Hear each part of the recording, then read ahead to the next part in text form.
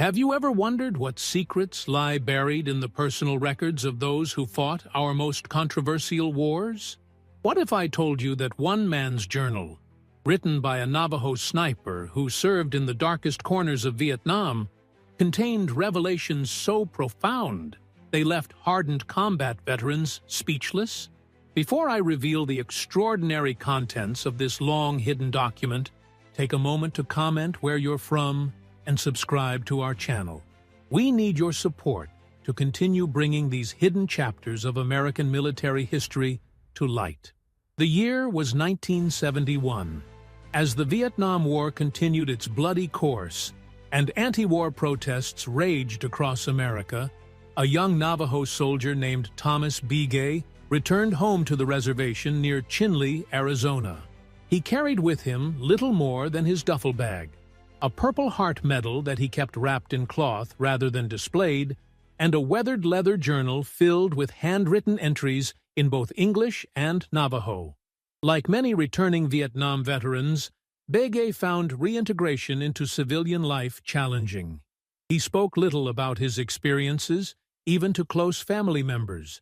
His mother, Sarah Begay, would later recall, "When Thomas came home, it was like only his body returned.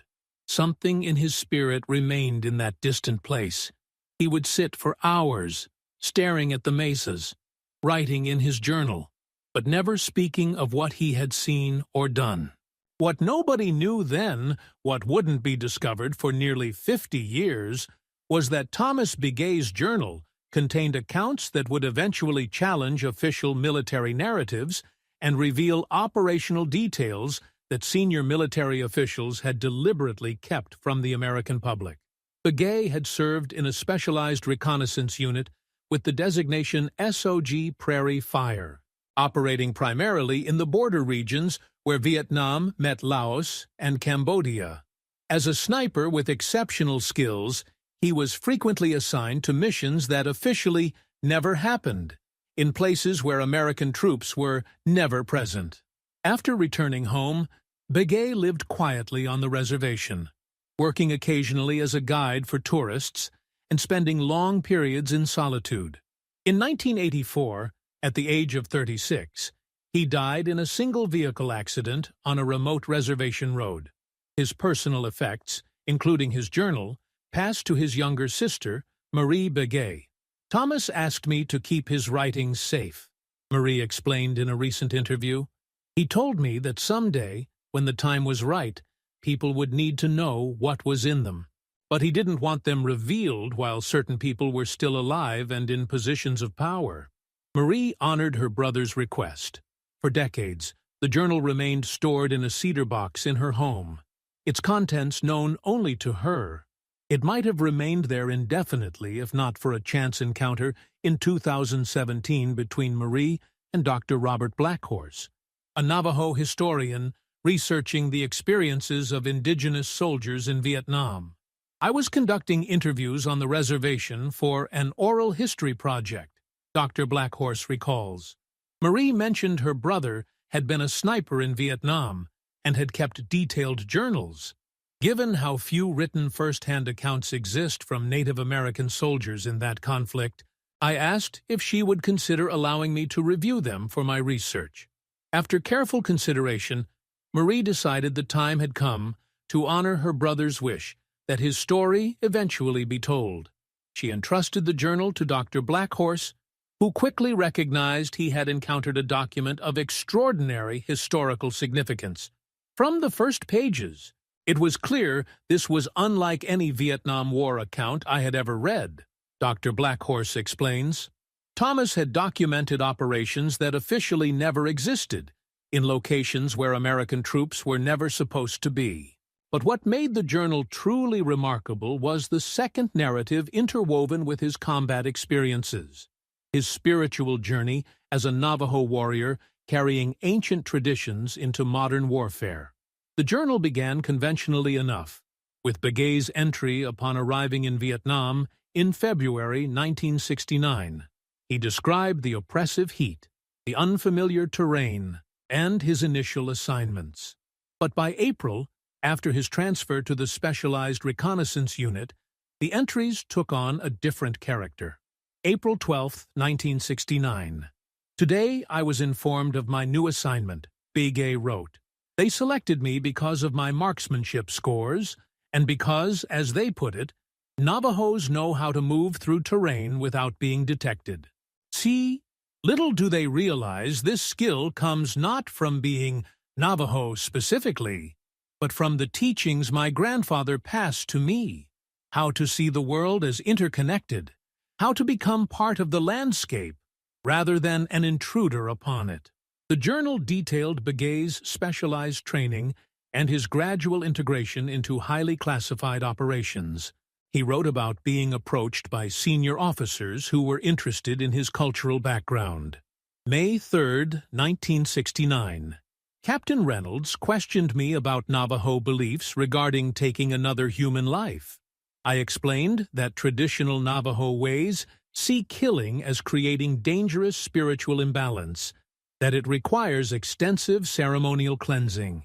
He nodded as though understanding, but then asked if I could teach other snipers to think like an Indian. I remained silent. How could I explain that this is not a technique to be learned in days, but a worldview cultivated over a lifetime? They want me to kill with precision, but don't understand that each death creates ripples in the harmony of all things. As Begay's deployment progressed, his entries documented increasingly classified operations. He described being flown by unmarked helicopters into Laos and Cambodia, countries where the United States officially had no ground troops.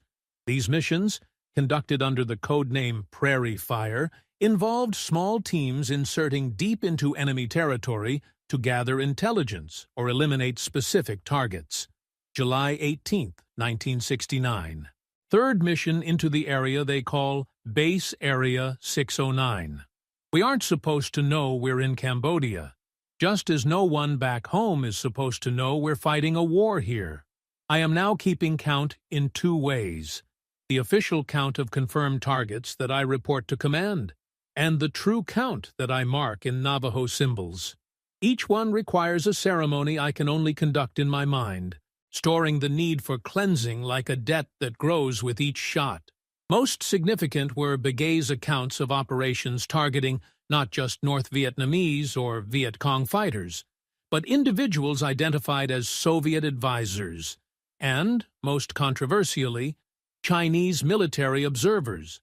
These references suggested a level of direct involvement by America's Cold War adversaries that exceeded what had been publicly acknowledged. August 23, 1969. Today's mission briefing identified the target as a high-value military advisor from Russia.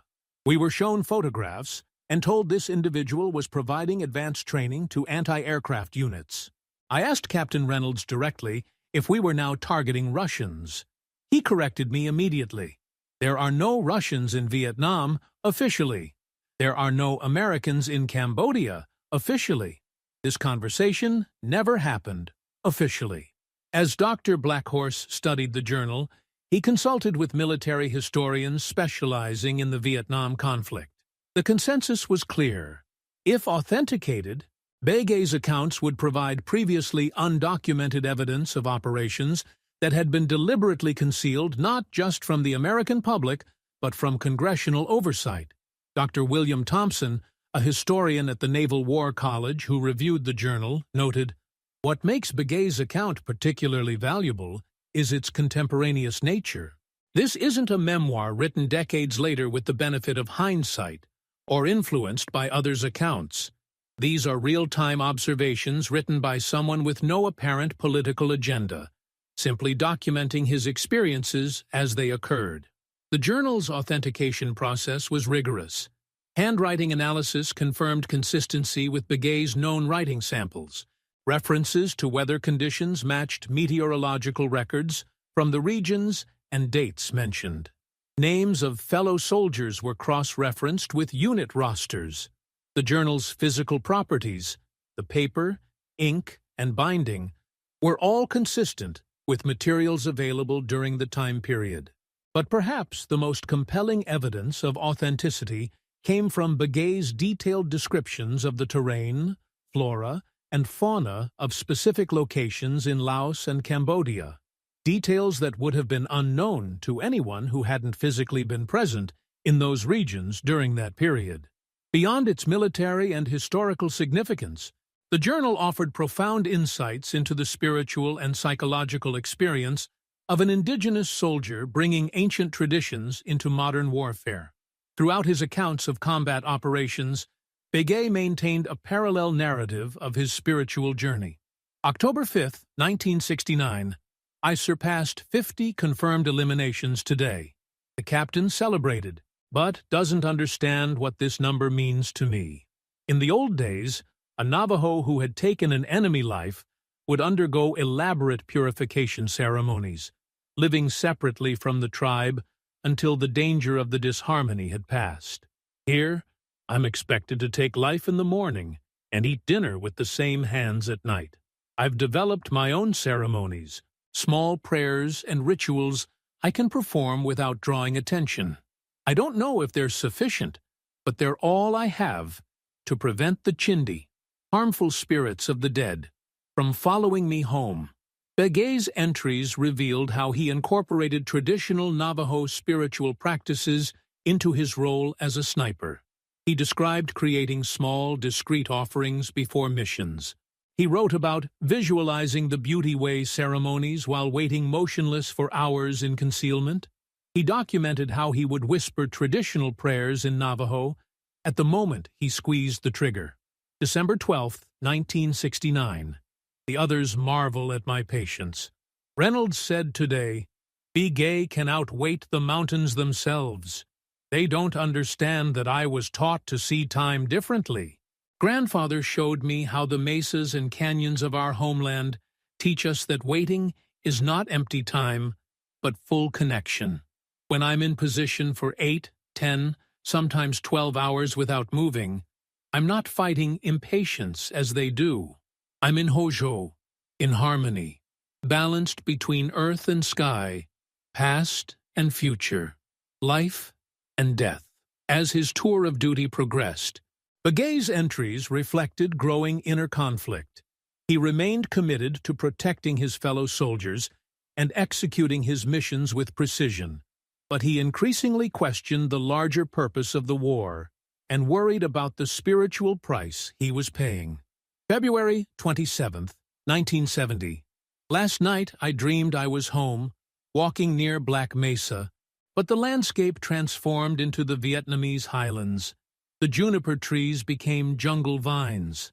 The red rocks turned to mud. Grandfather appeared and asked, "Who are you becoming in this place?" I couldn't answer. Today I eliminated a target who couldn't have been more than 17, younger than my brother Michael. As I watched through the scope, for a moment before I fired, I wondered the same thing. Who am I becoming? Perhaps the most controversial sections of the journal detailed operations that targeted not military installations or personnel, but infrastructure used by civilians. Begay documented missions to eliminate individuals identified as tax collectors, village administrators, and propaganda officers, civilians whose deaths would disrupt the functioning of local governance systems. April 18, 1970. Today's briefing described a new strategic objective: systematically removing the shadow government in regions that officially remain under Saigon's control. We're no longer just targeting those carrying weapons, but those carrying ledgers, conducting local elections, or teaching in certain villages. Reynolds explains this as cutting off the political head of the insurgency. I understand the military logic, but cannot reconcile it with what I was taught about honorable combat. These entries align with what historians now understand about the controversial Phoenix program, a CIA-led initiative that targeted the civilian infrastructure of the Viet Cong. Begay's first-hand accounts provide new insights into how these operations were executed on the ground and the moral complexities faced by those tasked with carrying them out. By mid-1970, Begay's entries show increasing disillusionment, not with his immediate team or mission, but with the larger purpose and direction of the war. He questioned decisions made by commanders far removed from the realities of the conflict and worried about the long-term consequences of America's actions in Southeast Asia. June 8, 1970. We eliminated 3 targets today, identified as Chinese military observers. Reynolds was explicit. This operation never happened. No report will show Chinese casualties by American hands.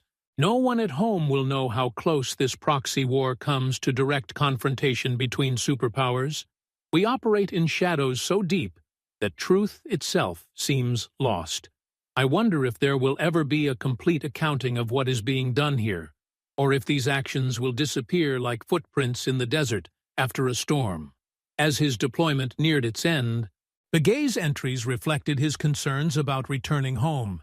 He worried about bringing the spiritual disharmony of combat back to his community, and whether he could successfully reintegrate into civilian life. October 30th, 1970. Final confirmed count stands at 94. Nearly 100 souls I must account for in the next life. Captain Reynolds recommended me for Distinguished Service Cross, but the operation locations make this impossible without revealing where we've been. I'll receive a lesser medal instead, with a citation that obscures more than it reveals. Perhaps that's fitting. A partial acknowledgement for actions half in shadow. 2 weeks until I return home, though I don't know who it is that's returning. Begay's final entries before leaving Vietnam reflected both his pride in having protected his fellow soldiers and deep uncertainty about the war's purpose and his role in it. November 12, 1970. Last entry from this place. Tomorrow we depart for processing out. Reynolds told me I saved countless American lives through my service, his preferred word for killing. I believe this is true, and there is honor in protecting one's brothers in arms. But I cannot stop asking, what were we really doing here? The official reasons change like shifting sand. We are told we fight for freedom, for democracy, against communism, for the South Vietnamese people. But from my hidden positions, watching through my scope, I've seen a reality more complex than any briefing ever acknowledged. Upon his return to the United States, Begay continued his journal, documenting his difficult transition to civilian life. His entries described nightmares, hypervigilance, and the challenges of explaining his experiences to family members who couldn't comprehend what he had endured. Experiences that weren't captured in newspapers or television reports about the war. December 25, 1970. First Christmas back. Family gathered at Mother's house. Uncle Ben asked about Vietnam, expecting heroic stories. How could I explain missions that officially never happened? Places we never officially were? When I tried to speak truthfully about ambiguity and moral complexity, he changed the subject, disappointed. They want either uncomplicated heroism or simple condemnation. The truth lives in a middle ground no one seems comfortable occupying. The journal's final entries, written in the months before Begay's death in 1984, revealed his ongoing struggle with what would now be recognized as post-traumatic stress disorder, as well as his efforts to find healing through traditional Navajo ceremonies. March 18, 1984. Participated in the Enemy Way ceremony again yesterday. The medicine man says the cleansing is working, that the Chindi are gradually being released. I want to believe him. Some nights are better now. But how does one measure healing from wounds that leave no visible scars? I still see their faces in dreams, not just those I eliminated, but those we were never officially there to protect, whose villages burned while politicians spoke of winning hearts and minds. When Dr. Blackhorse completed his analysis of the journal, he understood its explosive potential. Here was a first-hand account that contradicted official narratives, documented classified operations, and revealed a level of involvement by Soviet and Chinese personnel that exceeded public acknowledgments. Beyond that, It offered unique insights into the psychological and spiritual experience of combat from an indigenous perspective rarely represented in Vietnam War literature. After consultation with Marie Bigay, Dr. Blackhorse approached the Vietnam Veterans of America organization with the journal.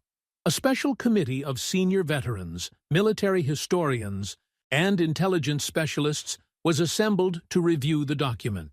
Colonel James Rainwater, who served in special operations in Vietnam and participated in the review, recalls the profound impact of Bigay's writings.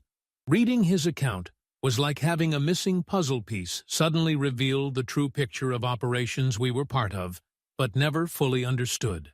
Many of us had fragments of this knowledge. We knew about certain missions that were never officially acknowledged, but Bigay's journal connected these fragments into a coherent whole, and he wrote with a clarity and spiritual depth that left many of us, hardened combat veterans, sitting in silence after reading it. The Veterans Organization faced a difficult decision.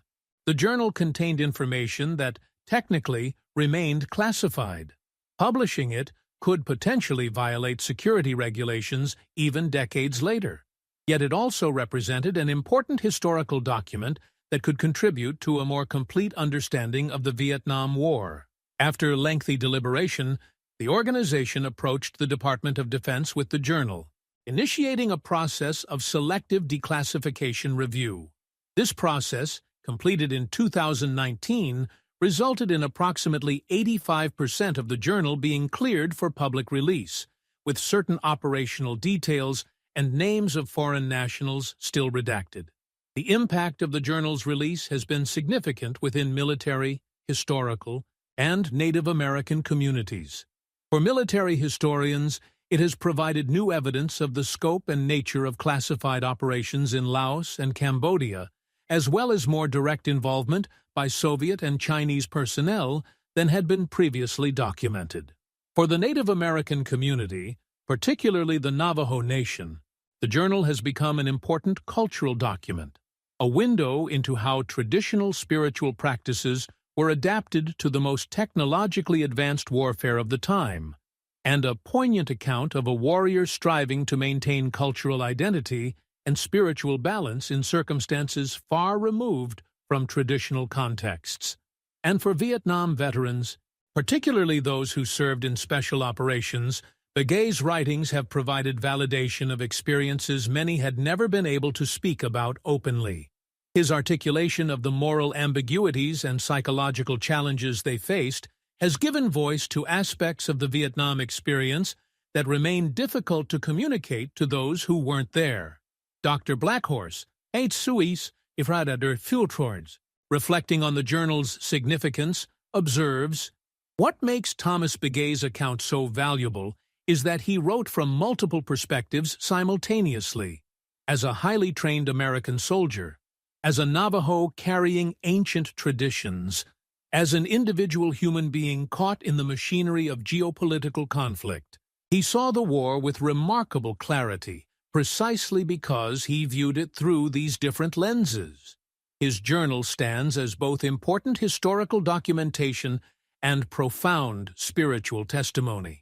The journal's publication in 2020, under the title Between Worlds, the War Journal of Thomas Bigay, created immediate ripples across military, academic, and indigenous communities.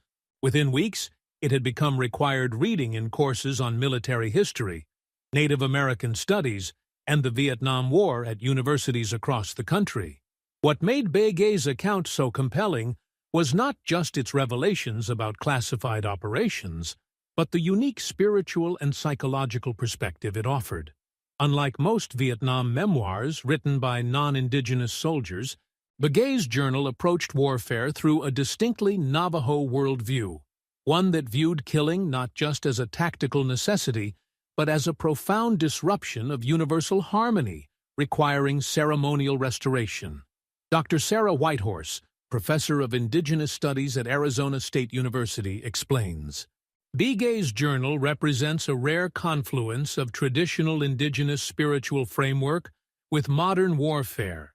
He brought a cosmology thousands of years old to bear on the most technologically advanced conflict of his time. The result is an account that transcends typical war narratives by embedding military action within a complex moral and spiritual universe. This spiritual dimension is particularly evident in entries where Begay described developing his own abbreviated ceremonial practices to maintain spiritual balance in the field. Unable to perform full traditional cleansing ceremonies after taking lives, he created modified rituals that could be conducted discreetly without compromising his operational security. August 8, 1970. Reynolds noticed me drawing small symbols in the dirt before missions and asked if it was some kind of Indian good luck charm. How could I explain that I'm creating a miniature sand painting, a healing mandala that in proper form would cover an entire Hogan floor and involve days of ceremony? These abbreviated gestures feel insufficient, yet necessary, like trying to contain the vastness of the canyon in a handful of sand. But that handful is all I have. For many Navajo readers, these passages resonated deeply, revealing how traditional practices could be adapted and maintained even in seemingly incompatible circumstances. For non-native readers, they offered insight into a fundamentally different approach to warfare, one that acknowledged killing as sometimes necessary while recognizing it as spiritually dangerous and requiring ceremonial repair. Beyond its cultural significance, Begay's journal contained military information that forced reassessment of certain aspects of the Vietnam conflict. His detailed accounts of encounters with Soviet and Chinese personnel in advisory roles exceeded what had been officially acknowledged about the direct involvement of these Cold War powers. September 14, 1970. Eliminated target identified as senior Chinese military advisor at coordinates that would place us 10 kilometers inside Laos. The briefing indicated he was providing tactical training on a new anti-aircraft system. 3 weeks ago, it was a Russian providing similar guidance.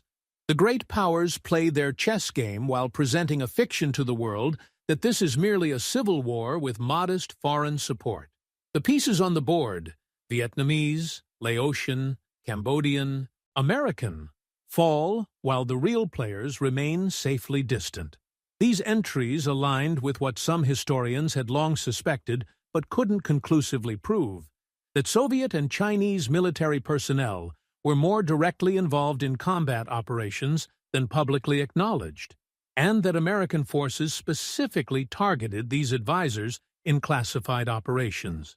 Professor William Richardson, a military historian specializing in the Cold War period, notes, Begay's accounts provide some of the most specific documentation we have of direct Soviet and Chinese military advisory roles in theater.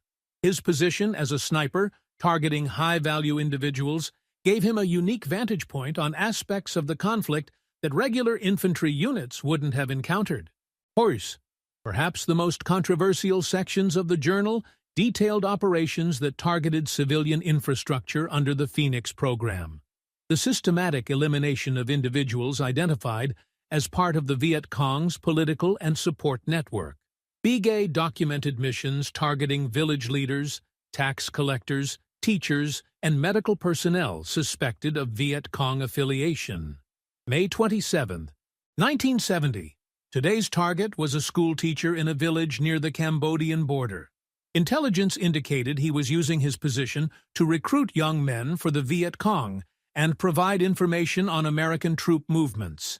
As I watched him through the scope, he was writing on a chalkboard, teaching children. I completed the mission as ordered, but something in me broke at that moment.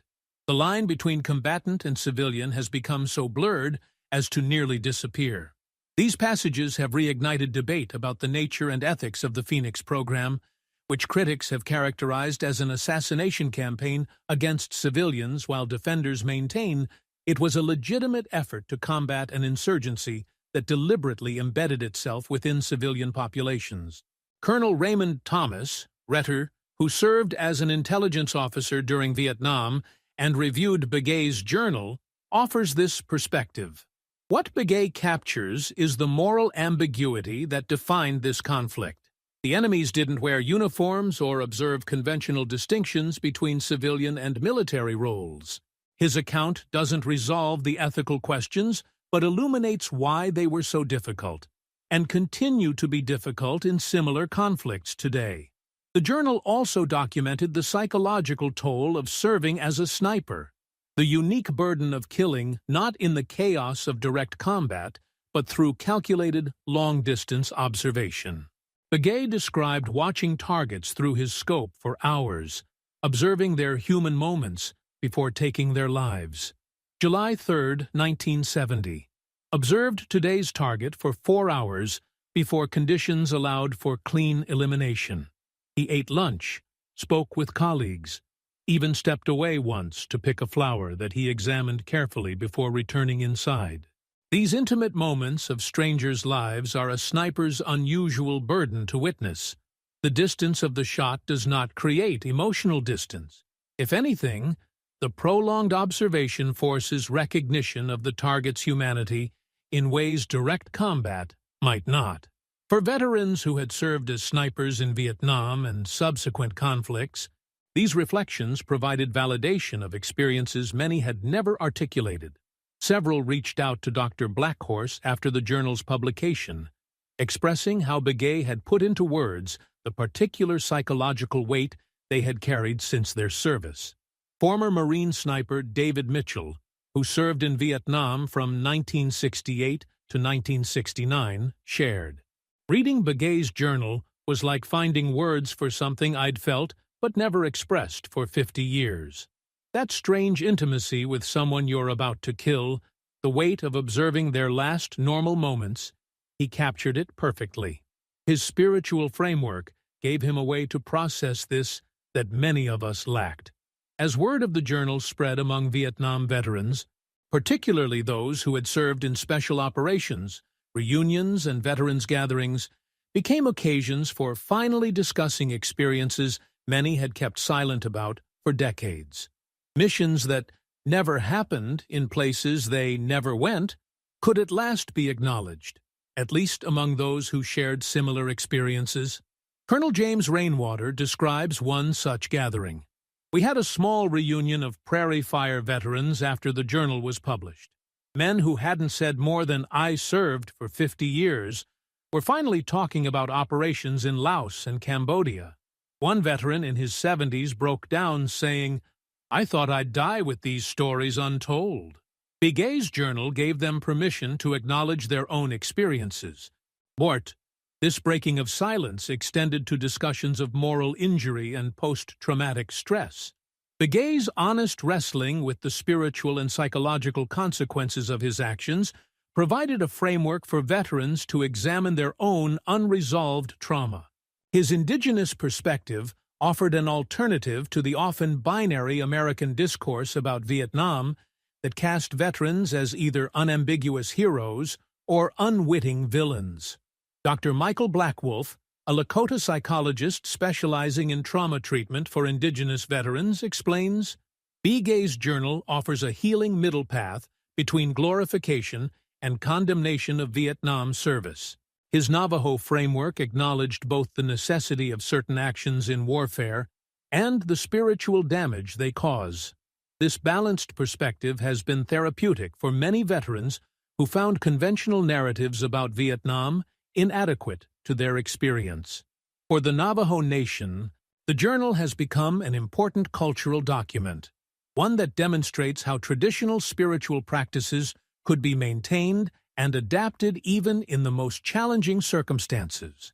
It has been incorporated into educational programs about Navajo military service, which has long been a significant tradition from the code talkers of World War II to the present day. Andrew Tsosi, a Navajo cultural specialist who has developed educational materials based on the journal, explains, "What makes Begay's account so valuable for our young people is that it shows the persistence of Navajo spiritual values, even in circumstances far removed from traditional contexts. He found ways to maintain hojo, harmony, and balance, while performing duties that threatened that very balance. This teaches an important lesson about cultural adaptability and persistence. The journal has also prompted broader discussions about the role of indigenous spiritual and philosophical frameworks in helping all veterans process combat experiences. Traditional Native American approaches to warfare often included specific ceremonies for warriors returning from battle, rituals designed to cleanse spiritual contamination, reintegrate fighters into peaceful society, and restore harmony disrupted by violence. Some veterans organizations and even certain military units have begun exploring how these indigenous practices might inform more effective approaches to post-deployment reintegration and healing.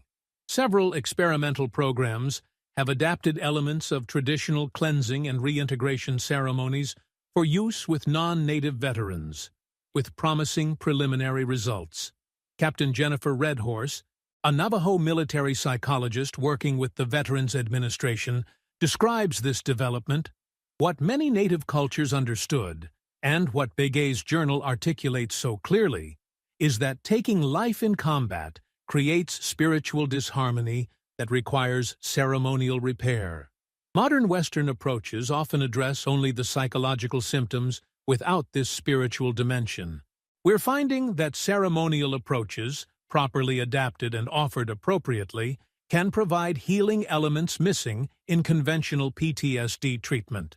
Beyond military and indigenous communities, the journal has had significant impact in academic circles, challenging conventional historical narratives about the Vietnam War and prompting reassessment of official accounts.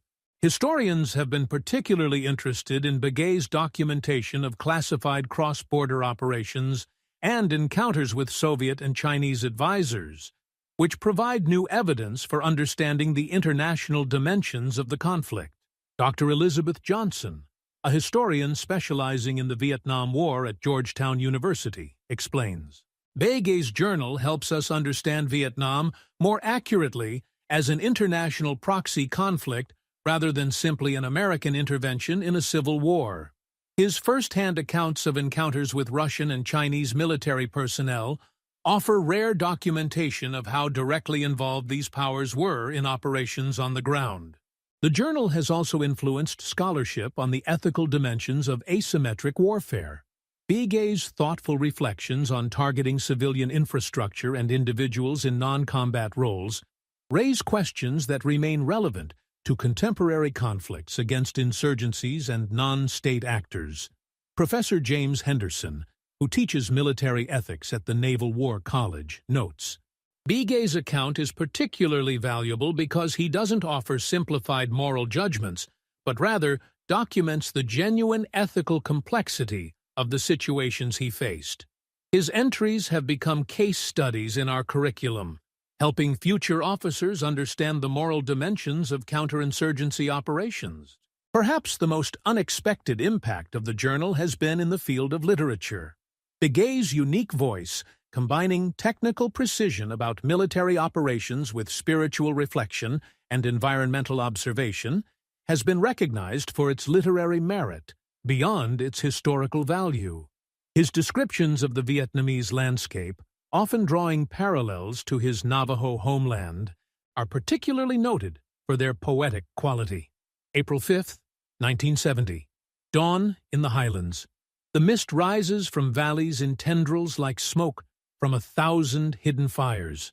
For a moment, the ridgelines remind me of the mesas near Chinle, the same layered relationship between earth and sky, though dressed in green rather than red and gold. Even in this place of danger and displacement, beauty persists. The Navajo understand that beauty and danger often coexist. The same magnificent storm that brings life-giving rain also delivers lightning and flood. Perhaps that is why I can still see beauty here, even through a rifle scope. Literary scholars have drawn comparisons between Begay's war writing and that of renowned authors like Tim O'Brien. But note the distinctive perspective his indigenous worldview brings to the genre. Several universities now include excerpts from the journal in courses on American literature and war writing. Dr. Catherine Whitefeather, a literary scholar who has studied the journal, observes, "What makes Begay's writing so remarkable is how it bridges worlds, indigenous and modern, spiritual and tactical, personal and geopolitical. He achieves a kind of dual consciousness, simultaneously inhabiting his role as a highly trained American sniper and his identity as a Navajo spiritual being. The result is war writing unlike anything else in American literature." As the journal's influence has spread, it has also faced criticism and controversy. Some military historians have questioned the accuracy of certain operational details, suggesting that Begay might have misunderstood the context of some missions or the identity of certain targets. Others have raised concerns about the security implications of publishing accounts of classified operations, even decades later. From within the Navajo community, some traditionalists have expressed discomfort with Begay's adaptation of sacred ceremonial practices for use in warfare, viewing this as a potential misuse of spiritual traditions. Others have defended his innovations as necessary adaptations that preserve the essential purpose of these practices under extraordinary circumstances. Political reactions have been similarly divided. Some conservative commentators have embraced Begay's account for its unapologetic portrayal of a Native American patriot serving his country with exceptional skill, while progressive voices have focused on his growing moral qualms about the war's purpose and methods. In this way, the journal has been subject to the same polarized readings that characterize much discourse about Vietnam. Dr. Blackhorse, who has followed these diverse responses with interest, reflects, "What's fascinating is how Begay's journal resists simple political categorization.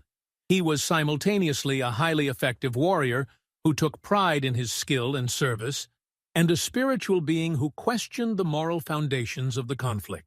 He was both a patriotic American soldier and a Navajo bound to traditional values that sometimes conflicted with his mission.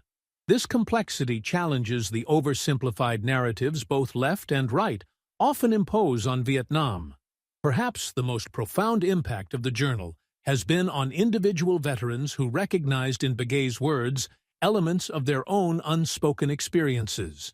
Hundreds have written to Dr. Blackhorse and Marie Begay, sharing how the journal helped them articulate aspects of their service they had never been able to express, even to therapists or loved ones.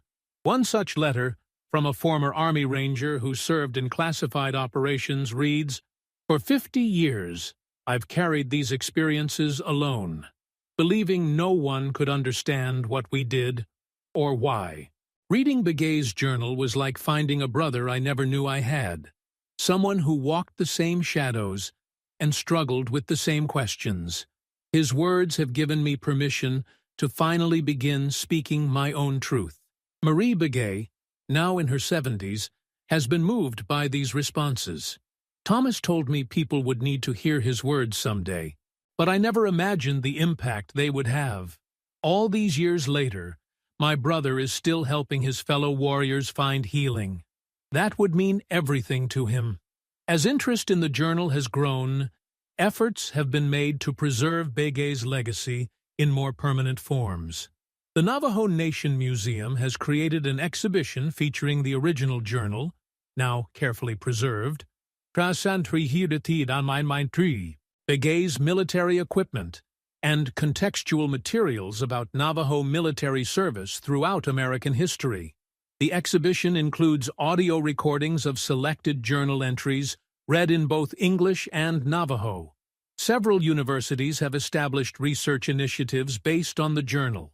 The Thomas Begay Indigenous Military Experience Archive at the University of Arizona collects and preserves accounts from Native American veterans of various conflicts, inspired by the model of Begay's detailed documentation of his service.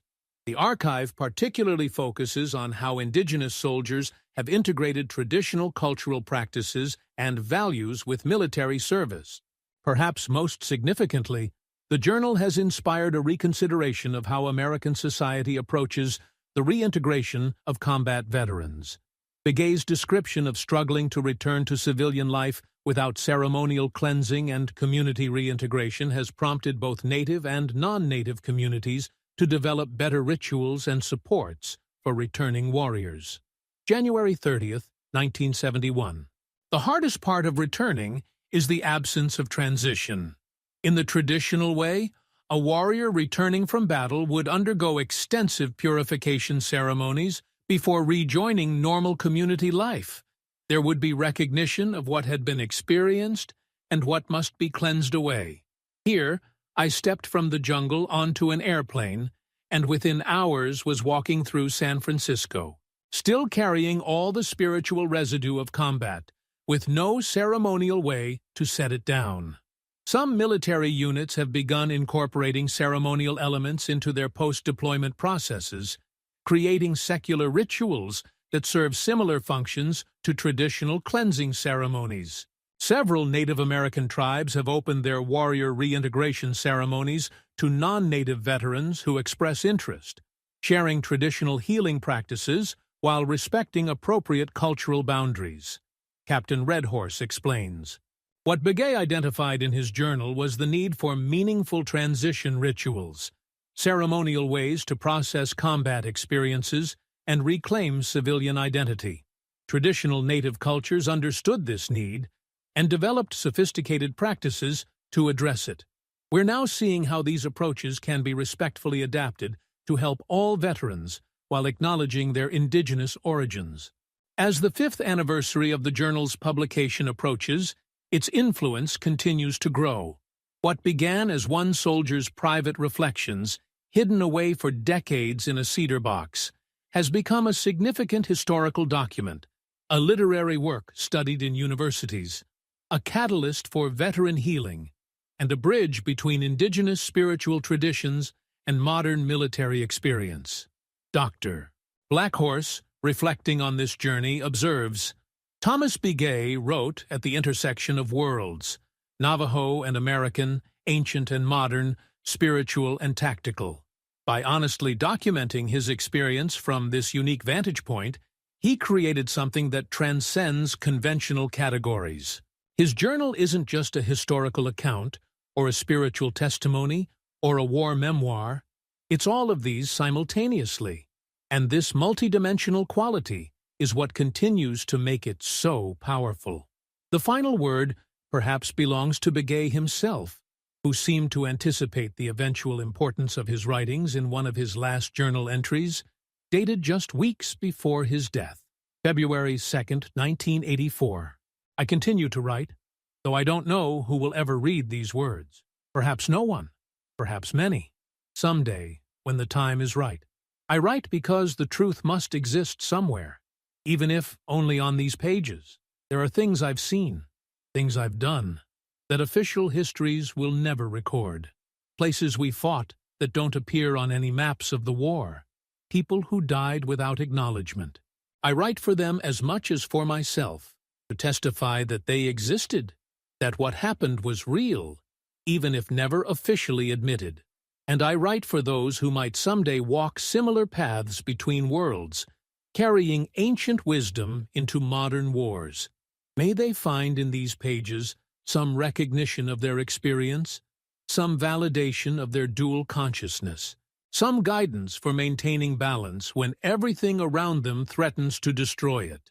For the veterans who now find in Begay's words the recognition and validation he hoped to provide, the journal has become a sacred text of sorts, a testament that breaks the silence surrounding experiences long suppressed, and offers a path toward integration and healing. Through his writings, this Navajo warrior who walked between worlds continues to guide others on their journey home from war. The revelation of Thomas Begay's journal has forced a reckoning with aspects of the Vietnam War that official narratives had long obscured or minimized. It has validated the experiences of veterans who served in classified operations and provided new perspectives on the spiritual and psychological dimensions of combat. It has created bridges between indigenous and non-indigenous approaches to warfare and healing. And it has demonstrated how traditional wisdom can provide guidance even in circumstances far removed from its origins. As we continue to process the complex legacy of Vietnam and engage with more recent conflicts, Begay's unique voice offers valuable insights that transcend conventional political and historical categories. His dual consciousness, as both a highly skilled American warrior and a Navajo spiritual being, provides a model for holding complexity rather than reducing difficult experiences to simplified narratives. In breaking the silence that surrounded so many aspects of the Vietnam War, Begay's journal has created space for other silences to be broken, for veterans to speak previously unspoken truths, for indigenous perspectives to enter mainstream discourse about warfare, for complex moral questions to be examined without reductive judgment. In this way, the quiet observations of one thoughtful warrior, recorded in solitude during and after his service, have created ripples of healing and understanding that continue to spread outward. For those who serve in today's conflicts, Begay's journal offers both practical wisdom about maintaining psychological and spiritual balance under extreme conditions and a model for honest documentation that might benefit future generations. His example suggests that even in the most challenging circumstances, maintaining connection to cultural roots and carefully observing one's internal responses can create resilience and preserve core humanity.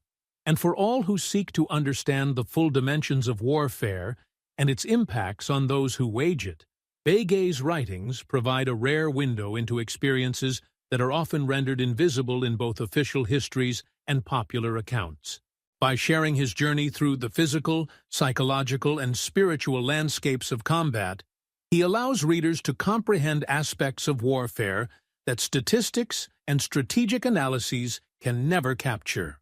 The silence that initially greeted the journal's revelations, the stunned quiet of veterans who finally saw their unspoken experiences reflected back to them with perfect clarity, has gradually transformed into new conversations, new understandings, and new approaches to healing. In breaking one silence, Begay's words have created the possibility for many other silences to be broken, and for new forms of integration and wholeness to emerge from fragmented experiences.